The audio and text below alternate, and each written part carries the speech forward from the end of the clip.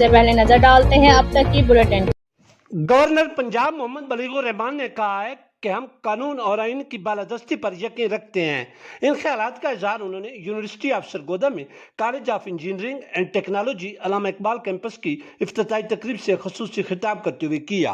Vice chancellor professor doctor कैसर Abbas, commissioner Sargodha division Ajmal भट्टी, मुस्लिम लीगी रहनुमाओं, तलबा और तलबात ने इस पुरवकार तकरीब में भरपूर शिरकत की। मोहम्मद बलीगुर रहमान ने हुकूमती कारकर्दगी पर भी रोशनी डाली।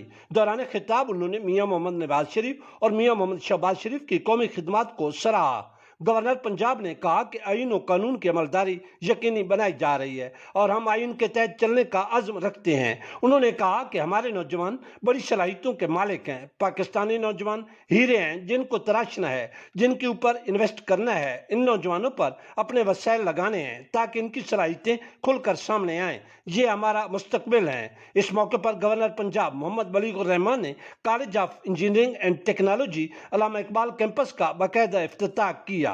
गवर्नर पंजाब को ब्रीफिंग भी दी गई।